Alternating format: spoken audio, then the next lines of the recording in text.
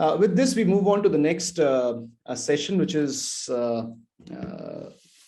what we call Fireside Chat. And I'm going to be joined by a great leader who is known for not just making difference to the people, but also making a difference to the organizations, to the transformation strategies, and getting some of these delivered through the kind of people strategies he evolves for the organization.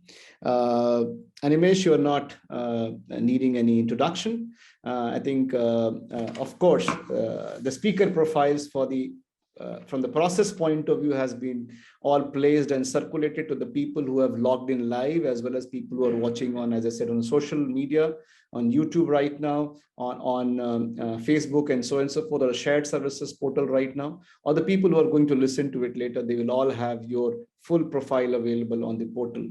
But if I had to just say, I think the kind of journey you had is phenomenal, particularly the journey with Future Group and now with Zee Entertainment Enterprises Limited. And in this role of Zee Entertainment Enterprises Limited, of course, the kind of journey you had in the last few years is something which a lot of people are looking up to. So with this, I invite you, Animesh, to have a dialogue in terms of understanding from you the recipe for powering the growth next. So typically, we all talk about growth and growth next and say, a lot of things has to happen and so on and so forth. I'm just trying to build it from here to see, in your experience, which ingredients are key for the organizations to drive this growth next? I think that could be a good starting point to hear from you, Animesh, and then build it further. So over to you, Animesh. You are on a mute, Animesh. Good evening, Rakesh, and good evening to all the attendees who are on the session.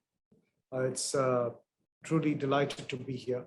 And Rakesh, thank you to the Shared Services Forum and to you personally for inviting me for this session. I think we live in a truly path-breaking, interesting time. To reiterate some of the cliche that's already been done to death, but it bears reiteration. COVID has accelerated a trend and made it happen a lot quicker than any of us had envisaged. More than any CEO, CTO, CHRO, or any individual in any corporate, COVID, I think, has been singularly responsible for the digitalization of entire economies, if not companies for sure, but definitely for the digitalization of economies and business models at a rate and at a level that is, I don't think could have happened. And that really brings me to the point that, the context in which we are in India is truly unique. The multiple trends that are playing out, whether it's the ubiquitous connectivity, the mobile connectivity across the country, the free fall of in pricing of connected devices, the overall increase in the income demographic of the India, with a large part of India becoming middle income in the near future, but definitely in the next 4 or 5 years. And interestingly, what often gets left out is the development of the India stack.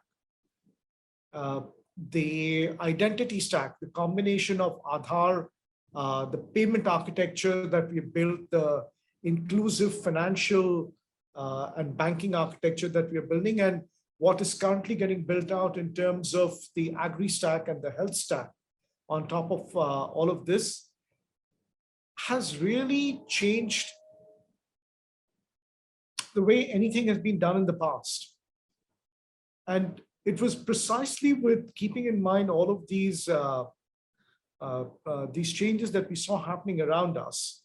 In June 2020, we initiated a very broad-based strategic rethink of where was Z headed, and what were some of the challenges that we had, of the way the world was operating, and therefore how do we need to recraft, reinvent Z so that it continues to win in the emerging context as we've done in the past. And I'm going to highlight 4 things that I believe that I think will help organizations power growth in this context. And the first one is exponential thinking. It bears no detailing, but growth, which was traditionally measured in percentages, is now being measured in multiples. And so to take advantage of this context, to take advantage of this discontinuity that has been created, we definitely need exponential thinking within the organization. And we believe that needs to be balanced by execution excellence at scale. Both of these points, if you look at it in a more philosophical context, is the thinking doing framework. You need to envision and you need to deliver. And the other 2, I think, which have become incredibly critical, and that's also in some senses unique to who we are in Z, the hunger for impact. I think at every point in time when the world has changed, where there's an inflection point, where what you've done in the past, what your experience has taught you over the last 15, 20 years or more, is no longer relevant for navigating the future. What really holds you in good stead is a bunch of people who are very hungry about wanting to make an impact, make a dent in the universe, to steal Steve Jobs' words. And that needs to be counterbalanced, we believe, with seamless collaboration. Because none of us are islands. And if there's one trend that's played out more so and on an accelerating basis, has been that work is getting more and more slivered. Because it is getting more and more slivered, you really need to be able to work with people, not just who are co-located with you, but people across the world. So all the traditional anchors of identity have all got completely eroded. So we are working today with people from all over the world, where you don't speak the same language, you don't eat the same food, you don't wear the same clothes, you don't think the same way, yet you need to be able to work and collaborate with them. And that is the model, I believe, and since I was deeply involved in this entire strategic rethink and reinvention, I think these are the areas that we've identified as key for powering growth in organizations.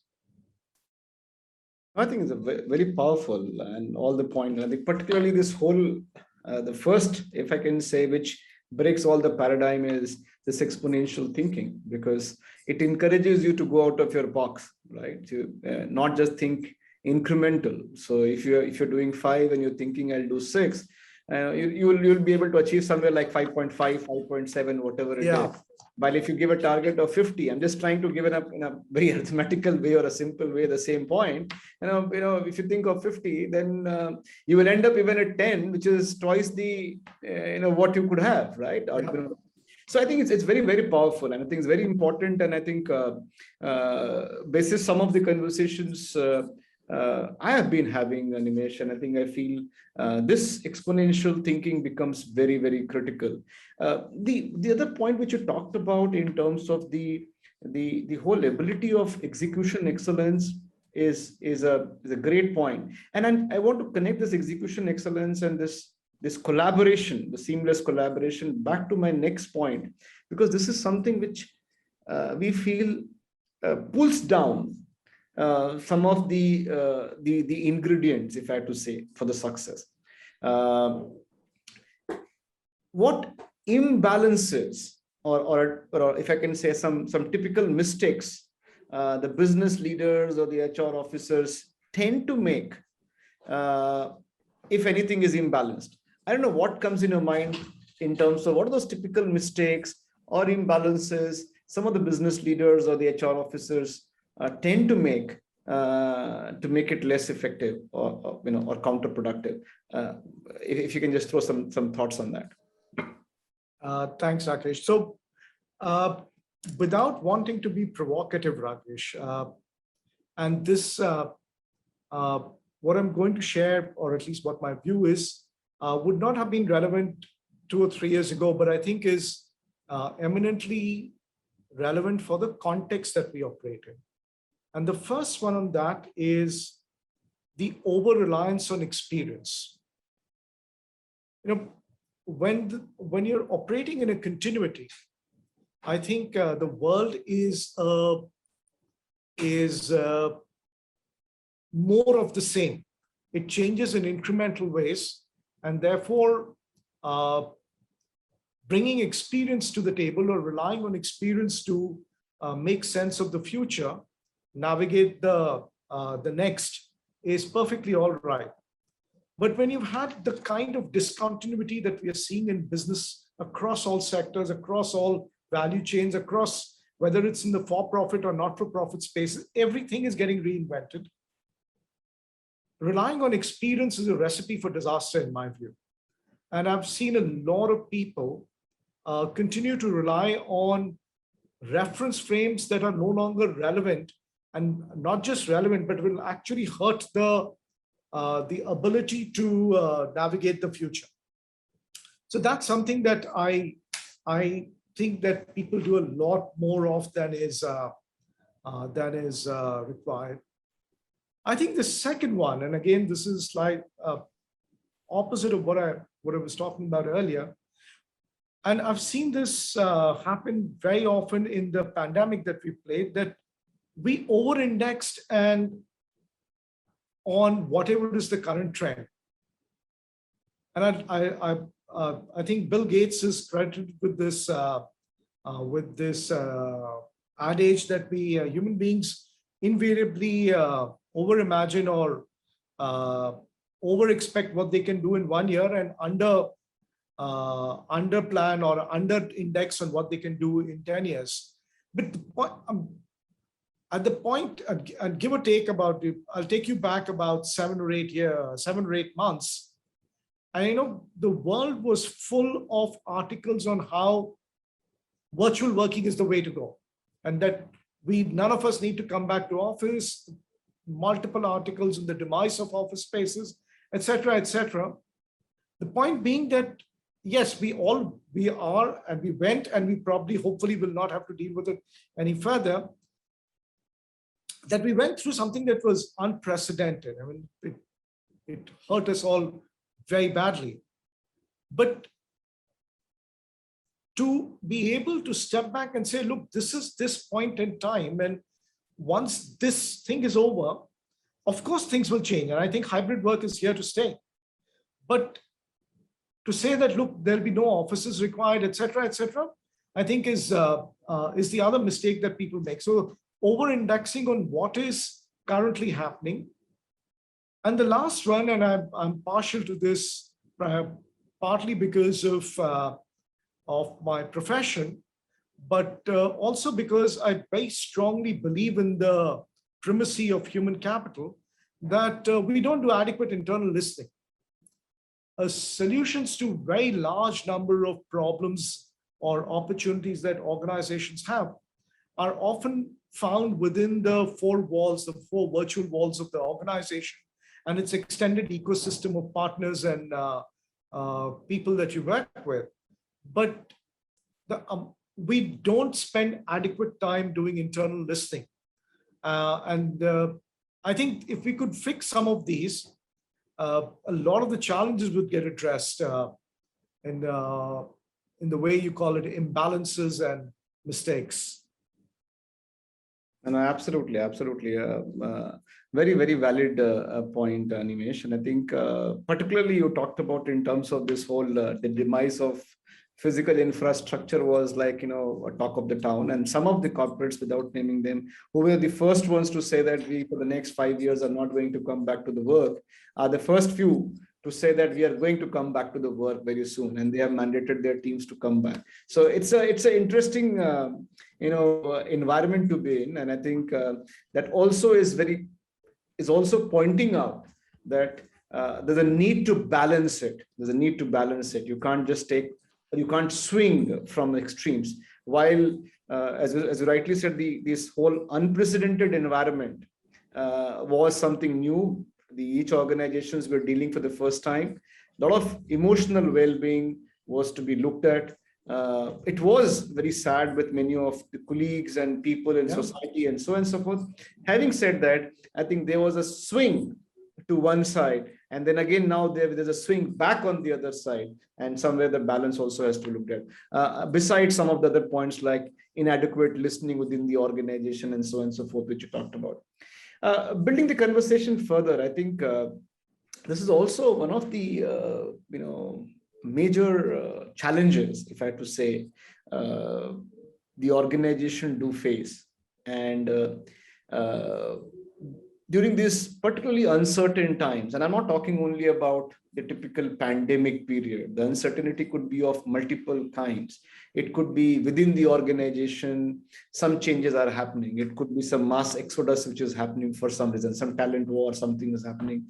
It could be because of external reasons. It could be because of the way the organizations is changing and evolving. Or, and being a kind of an organization you represent today, you are on media watch like anything, and everybody will be like looking at a pretty much good news here is that none of these sessions are part of a media session. So, or we are not going to quote it anywhere. But I think, a smile on your face confirms that that's the kind of environment you live with, right? Where everybody is having a pretty much a close watch, and even people are saying, oh, what's going to happen tomorrow? Is it, am I safe, not safe? What about the entire organization? Will the culture will change? Will all these questions.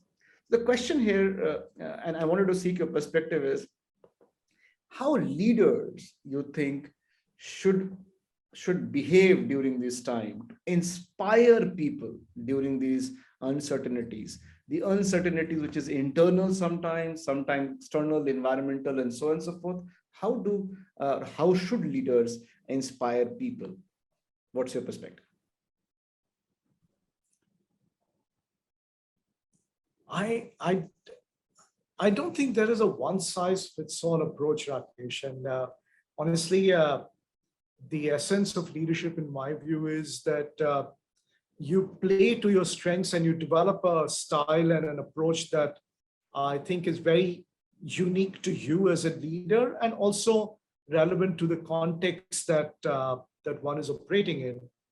But let me share at least, and because the pandemic is so fresh in all of our minds, and what were some of the struggles that we went through in Z, and what I've seen leaders around me or myself, and how have we tried to navigate uncertain time. That I don't think there could have been anything more uncertain than what we faced in the pandemic, right? Because the question of life and death, and nothing's more important than that. I think the biggest challenge for me and the biggest hurdle I had to cross for myself was, how do you take action? How do you orchestrate our events? How do you provide advice without full information and in significant amounts of ambiguity, without any guarantee of you being right? I think the ability to continue to act in that situation with the understanding, with the humility that sometimes your intention is always to do the right thing, but sometimes things will not be right. Many times you won't make the right call. And having the humility to recognize that this wasn't the right call, make amends, make changes, iterate, and continue to and shape the response that you're accountable for through a process of learning and understanding what's going right and what's going wrong. This ability to act in a incredibly ambiguous, without adequate information, significant impact on the organization or in any other situation, I think was one of the biggest challenges for me. And the way we navigated it, or at least I navigated it, was by iterating on a very frequent basis. I think the other two things that that really buttress and strengthen this, this I think is much more applicable for leaders on a more prescriptive basis, is authenticity and empathy.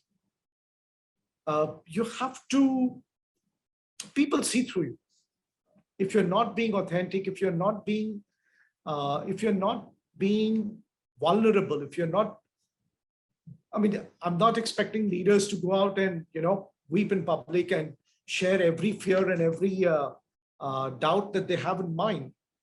But leaders are not superwomen or supermen. They have equal challenges. They're human beings at the end of the day. And some of the challenges and some of the doubts and some of the anxieties that you go through are similar to what many other people go through. Can you be authentic in first acknowledging that this is also what you're going through, and find a way to calibrate your response around that? And empathy needs no explanation. I think you need to be able to understand your people, your teams, the organization. You need to be able to walk a mile in their shoes and know what people are going through. Otherwise, you just won't be able to lead the way. So very difficult question, Rakesh, but I don't know if that helps, but that's the way I would think that through, or at least that we have done in Z. And I think you also articulated it quite well, and in the context to that, and coming very fresh from the one of the major uncertain times, if I can say. But there's a lot of learning from the way it was handled, and even that's something which can be taken to the many other contexts and situations and scenarios. What is going to be very critical, and I hear from you, is that don't behave like you're a robot, right? You are a human being at the end of the day. So there is a need to have that connect, and you call it empathy, you call it trust, you call it whatever it is, but there is that connect, which is very important. And also that you are seen authentic, you are seen genuine, you are presenting yourself to the context, and being very, very specific and clear about it. I think it's very, very important. I think you placed a lot of great perspectives to it, and I think and Rakesh, sorry if I may just add one more point, and leaders are no longer people who have the right answers anymore. Leaders are people who can ask the right questions to the right people and discover those answers that could then be deployed. The model of leadership that was a knowledge expert in every area of that aspect that you were accountable for is, I think, passé. More than knowing the answers, I think the more important aspect of leadership is about knowing the right questions and having and I keep going back to my word humility, to understand that, look, the answers might lie with people who are much younger, much more junior to you, but your job is to bring that together and construct it, orchestrate it, and make that happen.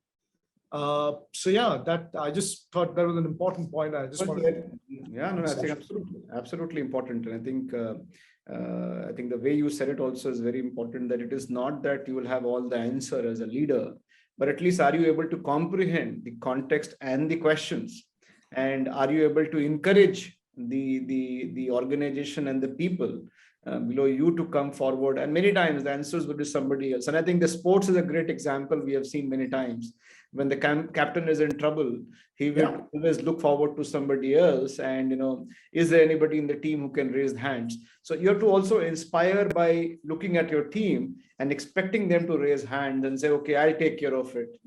So that's also is a very good perspective which you added. I think just if I can say a follow through in this perspective, this point what we're discussing, and briefly you can respond. Another one major point I want to take after that for seeking your perspective. But one quick point is, uh, how do we set expectations or communicate to engage people at large to powering growth next? While we're talking about growth, we're talking about next. And I'm sure as an organization, you also would be having a lot of, and I think it's a journey, right? Or always, and you are taking, I remember it's still talking about 4.0 and so on and so forth. So a lot of growth has been talked about right now. How do we set that expectations? How to communicate to engage people, to connect that with the powering the growth next? What has been your experience, or some of the perspectives on that? Uh, you ask really difficult questions, Rakesh. It forces you to think a little bit, but I think the best communication. I'm really not a votary of the current formats of communication, which are all entirely digital, and uh, at best they can share knowledge, or you can inform people, but you really don't build buy-in and commitment into what you're trying to change or what you're trying to land new. And the closest analogy is if you want to communicate well, it's like dropping a stone in a body of water. Uh, you are, I think the best communication, especially when you're trying to do change communication, is to use broadly a principle of 1:10. I think each of us is able to have detailed, meaningful communication conversations with a group of 10, 12 people, or 7, 8, 10, that ballpark. And use that, and each of those 10 people, if they communicated to another 10 people, and you've gotten to 100 people, and then those 100 communicate to another 10, and you've got to 1,000, and then in about 4 hops, because there's always a certain amount of decay of messaging, right? But in 4 hops, you've gotten to about 10,000 people who almost had a one-to-one communication with somebody who they respect, who's responsible for leading them. And I found that methodology has the lowest level of decay in the way, and the highest levels of opportunity for meaningful conversations. And most importantly, to create a two-way framework of getting communication back. Communication just are very often seen as just that, okay, from the senior most level of the organization, it's a one-way process. I can't overemphasize the need for organizations and leaders to have mechanisms for pulling back information into where they get an idea of what's really the thought process and what's going on at the front line of the entire organization. So typically I followed that. And I learned this method very early in my life. I was fortunate that when I was in Marico, we were doing TQM implementation, and that's no longer a word that you hear about anymore, but the Malcolm Baldrige Award, the Deming Awards, the whole Six Sigma, so on and so forth, right? And in TQM, you learned about the whole fishbone diagram and the 5W1H model of problem solving. I found the 5W1H model very useful for managing all communication. I think the most important piece is why. You need to tell people, you need to bring people along as to why something is happening. Why are you doing this? What is the rationale? What is the reason why some of this is happening? And whether it's a forward-looking thing, and that's what stems down or falls into things like purpose, vision, mission, where are we headed, why are we doing this? Or if it's a reaction to a event, then again, but that's a key part of it. And then there's obviously the operational bits of what, when, who, how, where. And then there's the last bit of how, which is how will it impact you? And there is no getting away from the fact that at the end of the day, we are all most interested in what happens to me, how will it impact me? And so getting the why and the how as bookends of communication, and obviously the operating piece is sitting in the middle. I found that that's always worked for me. Even when we were doing the Z 4.0, that was the same model that we followed. Why are we doing this? And then all the operating stuff, and how will it impact you? I think that works. Sure. No, absolutely. Cue from here and take it to the, if I can, to the next dimension altogether. Seeking some of your perspectives in terms of, if I had to say, from HR leaders and within the HR kind of a context. But before that, a bit of a digressing or taking a different track altogether, just to bring a perspective, like you talked about Z 4.0. I think even the leaders of Z has been, even the CEO has been very, displaying that leadership of how to engage, how to be having the brave face and talking and so on and so forth. I think that's one of the great sides we have seen about this organization. What I wanted to connect here is, it's been a decade and a half and maybe more, but at least for a decade and a half, I'm listening that when people talk about MD and CEO and they talk about who is flying the plane, they talk about MD and CEO as the pilot, and they talk about CFOs as co-pilot, right? And somewhere the role of the CHROs or the HR leaders, if I can say, becomes more like, sorry to say, crew members, if I can say, right? Who are there to manage, and they have a very important role, not to take away anything away from anyone, and not to take away even from the crew people. I think they are very important to manage it. But somewhere as a HR practitioner, HR leader, what I wanted to hear from you, post-pandemic in particular, there is an expectation when I talk to some of the CEOs, and one being myself, I have seen there's a lot of expectation from the people leader, the CHRO, right? By saying, you have to be my co-pilot now. I understand the numbers. I can't change my, cash projections. I can't change it. That's the only thing I can have, right? But I have to make sure, and particularly whatever kind of company you are, being a manufacturing, there'll be a different kind of an environment. Being a service, there's a different kind of environment. But the people has become now the core to deliver to the overall strategic objective which you're setting. So how do you see that? What has been your experience around that? And also, if you can add, in your opinion, what kind of mindset shift the HR leaders needs to bring in to become a co-pilot? So what has been your experience? That's a part one of the question, if I can say. And the part two of the question is, what change or a mindset shift HR leaders needs to bring in to really become a co-pilot? So Rakesh, with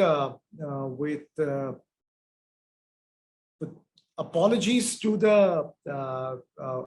you, but I think the narrative of pilots and co-pilot, or a couple of people or two or three people kind of leading the organization, and other business leaders and functional leaders being crew members, as or let's say, to use the analogy, cabin and engineers and so on and so forth, I think is at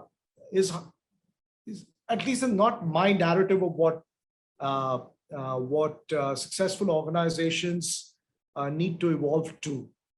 I think it's more a coalition of the willing, and each of these individuals, whether it's the HR officer, the finance officer, commercial officer, business leader, so on and so forth, everybody has a role to play. And what I think Puneet has done incredibly well And I joined him in 2018 with the whole idea that he wanted to transform Z into a truly global media entertainment organization that was headquartered out of Mumbai in India.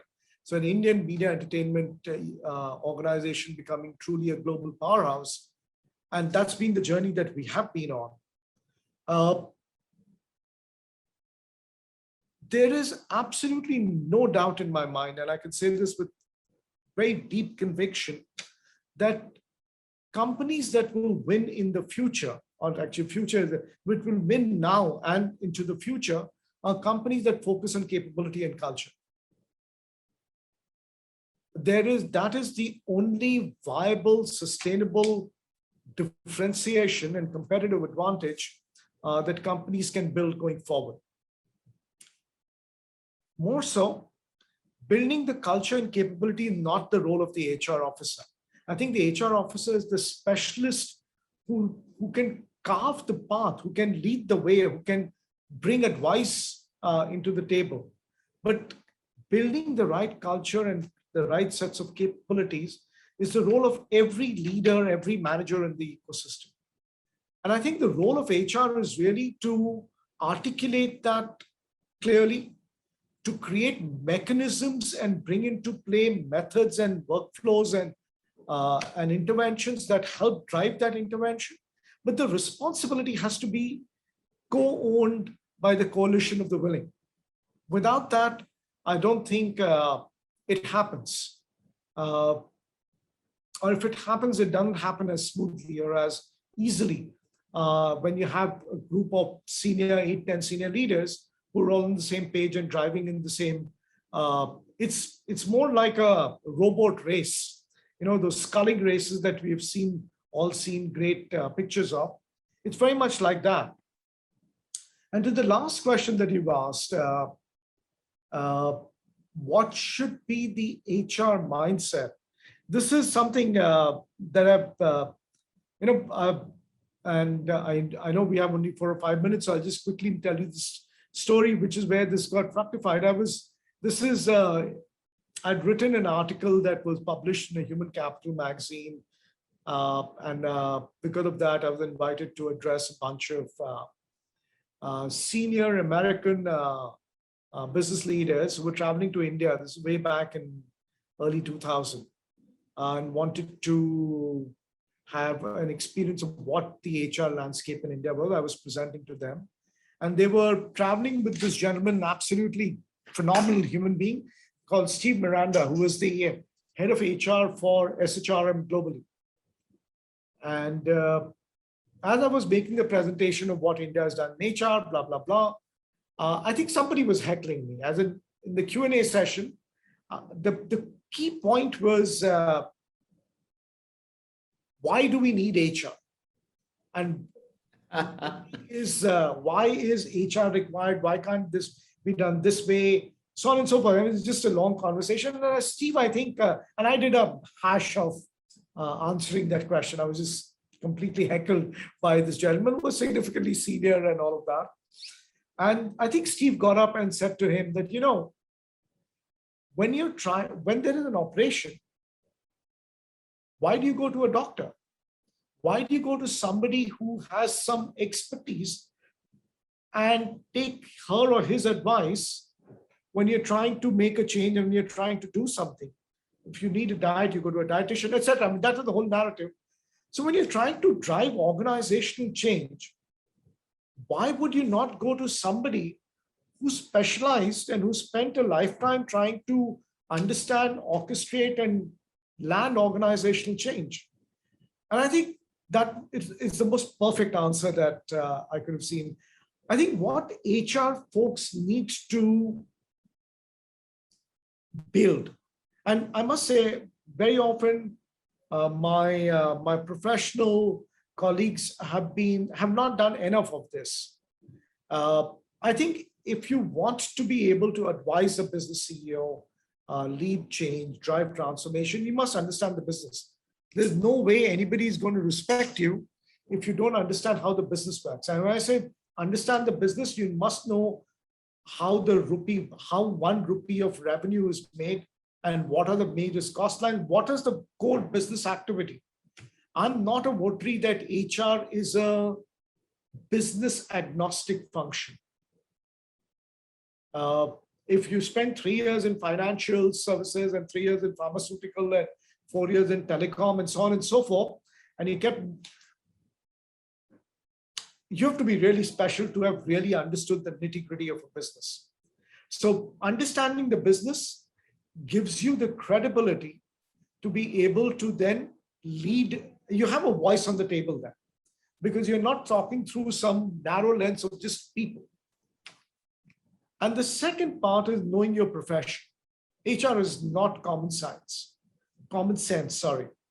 There is a deep body of professional expertise of understanding human behavior, shaping human behavior, and so many more things that we could go on and on. Sure. Goes into providing advice to organizations and to leaders and on coaching, etc. It's not common sense, and therefore you must invest in yourself to build those capabilities to be able to be effective in the role that you're going to do. So really, those are the two pillars on which I think personally I've built my career, and that's the advice I would leave for younger HR professionals who are really making a dent in the universe, as to say. No, absolutely phenomenal. I think, and I think you also placed both the points very well. That it is not about, sometimes we put it in a very myopic way by saying pilot, co-pilot. It is about specialized leaders, right? And they all have their own roles to play, and they all play the role. And it also depends how long the flight is. Sometimes the longer the flight, you have more co-pilots sitting there in a way, right? So in a way, there are a lot of specialized leadership which is required to work together in a coalition to make that organization move in the direction it is set for, as well as some of the perspectives you share for your HR colleagues. I think it was very helpful, because I think that's one of the areas where sometimes it becomes more transactional or operational in nature versus being really business partnering, advisory, and so on and so forth. While you can be a specialized skill, but are you able to provide that specialized skill back to the business, and the business is able to see that value? I think it's a very important point which you made. I'm sure many of the HR practitioners who would be listening to it would take it back to reflect that, am I seen as an advisor and a specialist, which is very important. So I think it's a very fantastic perspective. I know we're running out of the time, but the quick 30-second comment as a closing comment from you, Animesh. If you were to say these 2 or 3 mantras, besides some of the points you talked about, in the current context of the way the organizations are bouncing back and so on and so forth, creating their organizational culture for the future, creating that, redesigning the definition of workforce, understanding the workplace, and so on and so forth. 1 or 2 mantras for the HR practitioners as a takeaway, very briefly, 30 seconds. I know the next panel is already there, but a quick comment from you would be helpful before we wrap. So I'll leave you with one thought that I've been using is we live in a time where the old no longer works and the new has not yet been formed. And I know it is very ambiguous and very difficult, and we are all kind of discovering what the new normal will look like, to use that cliche. Don't unnecessarily hasten that process. Don't be in a rush to close something because there is this is the way we will drive the new organization. I think there is a responsibility and a expectation of HR and of senior leaders to hold the organization together through this process of where the old no longer is relevant and the new has not been formed, and walk that journey. You can't hasten some of these processes. It'll take its time, and we will discover it together. Sure. Trying to bring it to a close sooner than required leads to many more mistakes than is required. That's all. Yeah, no, I think it's a fair advice to the HR practitioners and colleagues. It was lovely talking to you, Animesh, and I think a lot of takeaways. And I was making a lot of notes for myself. And I'm sure it will be great to have sometimes compiling this into maybe a knowledge article, which you can share with the industry. And through the shared services forums, we have our own journal, so we'll reach out to you. But it was lovely talking to you, Animesh, and thanks for your perspective. Rakesh, my pleasure entirely. Thank you so much. And we need to catch that coffee that we've been planning on. Absolutely. Absolutely. Thank you. Have a lovely Have a lovely evening. Take care. Bye-bye. Bye. Bye.